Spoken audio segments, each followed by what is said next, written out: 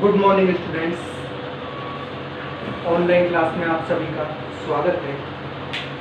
आज हम क्लास 10 की पाठ नंबर 6 रासायनिक अभिक्रिया एवं उत्प्रेरक को पढ़ने वाले हैं।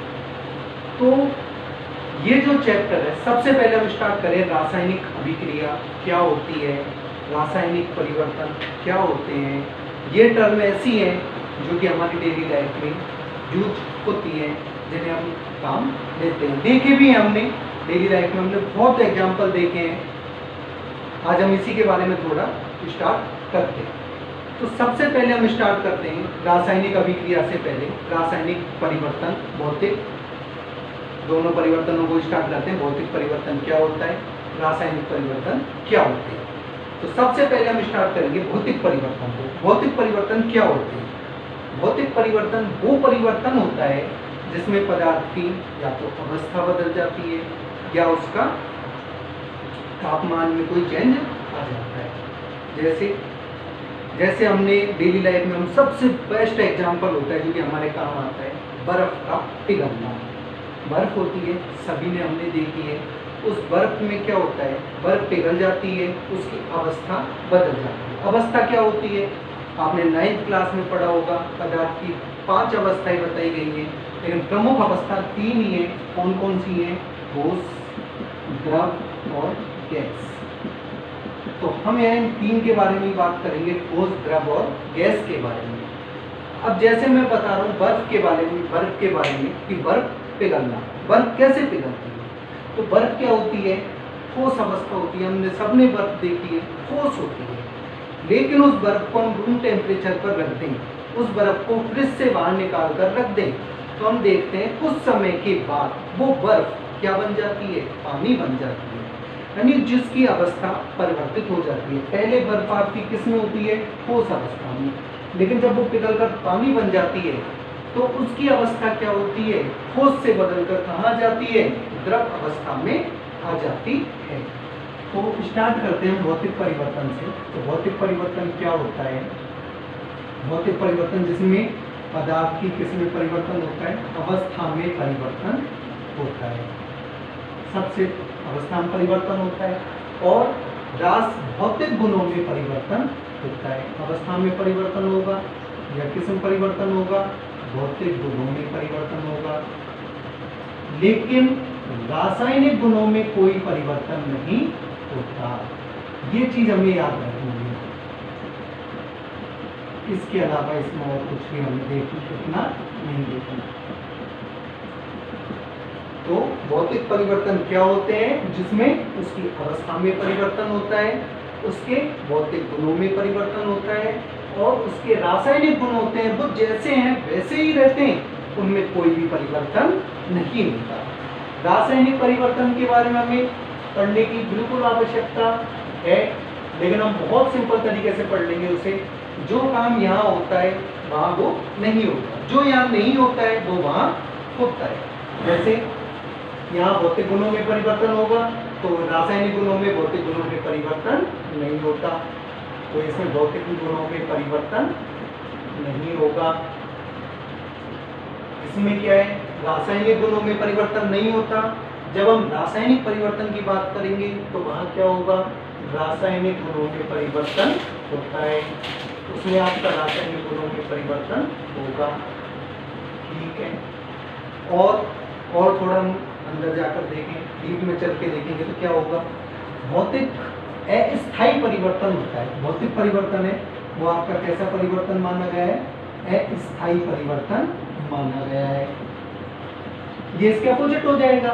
जब भौतिक आपका अस्थायी परिवर्तन है तो रासायनिक आपका कैसा हो जाएगा, स्थायी परिवर्तन हो जाएगा।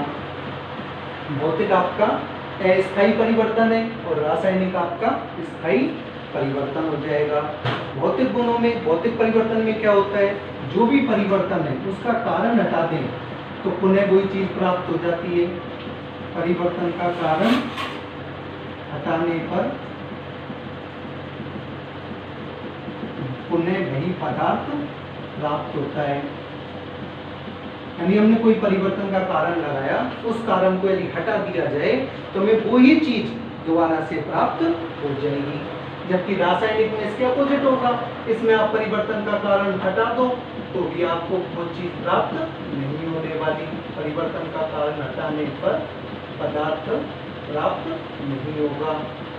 इसका डेली लाइफ का एग्जांपल जैसे हम देखते हैं, आटा होता है, रबड़ होता है, उस रबड़ को हम खींचे, रबड़ को हमने क्या किया, खींचा, खींचकर हमने रबड़ को लंबा किया, बाह्य परिवर्तन हुआ, उसमें परिवर्तन का कारण हमने हटा दिया तो रबड़ अपनी पुरानी पोजीशन पर आ जाता है।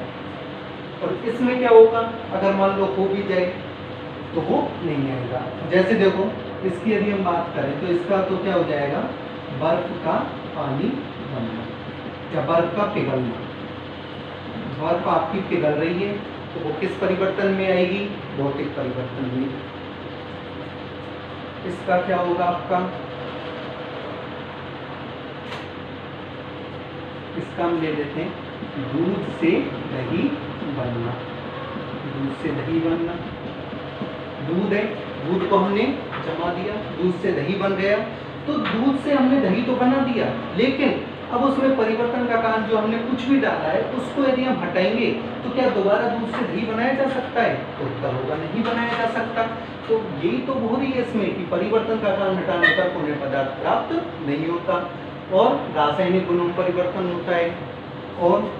और हम क्या देख सकते हैं, जैसे कागज है, उस कागज का फटना, एक कागज है उसको फाड़ दिया और इसमें हो जाएगा कागज का जलना।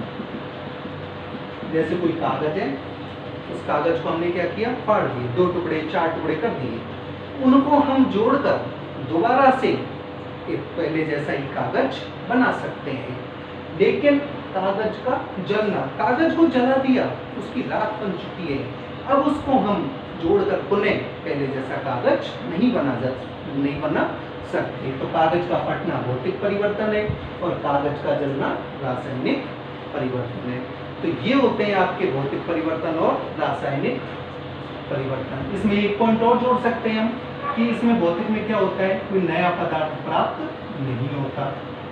इसमें क्या नहीं होता, कोई नया पदार्थ प्राप्त नहीं होता, यानी जो है वो ये अभी कागज है, हट गया तो भी कागज है। और इसमें क्या है, आपका नया पदार्थ प्राप्त हो जाता है, कोई नया पदार्थ भी प्राप्त हो सकता है। जैसे हमने कागज को जलाया तो कागज को जलाने पर राख बनती है।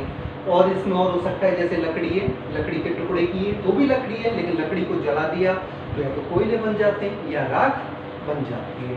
तो ये होता है हमारा भौतिक परिवर्तन और रासायनिक परिवर्तन। अब हम आगे देखते हैं रासायनिक समीकरण। रासायनिक समीकरण क्या होता है या रासायनिक समीकरण किसे कहते हैं। रासायनिक समीकरण क्या होता है, कोई भी अभिक्रिया है आपकी, उस अभिक्रिया को उसके अनुसूत्रों से और प्रतीकों से प्रदर्शित करना ही क्या कहलाती है, रासायनिक समीकरण कहलाता है। कोई भी अभिक्रिया है, उस अभिक्रिया को या तो उसके अनुसूत्रों से लिखा जाए, अनुसूत्र आप लोगों ने पढ़े हैं और भी बताए जाएंगे आपको, उनको के अनुसूत्रों से प्रतीकों से प्रदर्शित किया जाए, वही आपका क्या कहलाती है, रासायनिक समीकरण। तो अभिक्रिया को किसके द्वारा प्रदर्शित करना, अनुसूत्र व प्रतीकों द्वारा प्रदर्शित करना। अभिक्रिया को अनुसूत्र व प्रतीकों द्वारा प्रदर्शित करना ही क्या कहलाता है, आपका रासायनिक समीकरण कहलाता है। अब रासायनिक समीकरण में 2 चीज आती है। पहली चीज कौन सी होती है, अभिकारक, दूसरी चीज कौन सी होती है, उत्पाद। तो पहले हम देखते हैं अभिकारक क्या होता है। अभिकारक या जिसका एक नाम और होता है क्रियाकारक। अभिकारक या क्रियाकारक किसे कहते हैं, तो अभिकारक या क्रियाकारक वो होते हैं जो अभिक्रिया में भाग लें, यानी जो अभिक्रिया में पार्टिसिपेट करें, वो आपके क्या कहलाते हैं, अभिकारक कहलाते हैं। दूसरा होता है आपका उत्पाद और क्रियाकारक। ये क्या होते हैं, अभिक्रिया के बाद प्राप्त होते हैं। तो बात कर रहे हैं हम किसकी, रासायनिक समीकरण। रासायनिक समीकरण क्या होगा, रासायनिक समीकरण वो होता है जिसमें अभिक्रिया को अनुसूत्र और प्रतीकों द्वारा प्रदर्शित किया जाए। कोई भी अभिक्रिया है, जैसे carbon plus oxygen carbon dioxide बनाता है, हमें पता है, carbon plus oxygen carbon dioxide. अब इसको अनुसूत्रों से लिख दिया, कार्बन का अनुसूत्र C, ऑक्सीजन का अनुसूत्र O2, कार्बन डाइऑक्साइड का CO2। तो ये क्या हो गया, अपना रासायनिक समीकरण हो गया। दो चीज होंगी, अभिकारक या क्रियाकारक। अभिकारक क्या होता है, अभिकारक वो होते हैं जो कि अभिक्रिया में भाग लें। जैसे इस अभिक्रिया की बात करें तो अभिकारक कौन है, कार्बन और ऑक्सीजन। क्यों, क्योंकि ये दोनों अभिक्रिया में भाग ले रहे हैं, तो ये दोनों आपके क्या हो गए, अभिकारक हो गए। CO2 आपका क्या हो जाएगा, उत्पाद हो जाएगा। क्यों, क्योंकि ये अभिक्रिया हुई है, कार्बन और ऑक्सीजन ने अभिक्रिया की है, और इन दोनों की अभिक्रिया से क्या प्राप्त हुआ है, कार्बन डाइऑक्साइड प्राप्त हुआ है। तो ये क्या हो जाएगा, उत्पाद।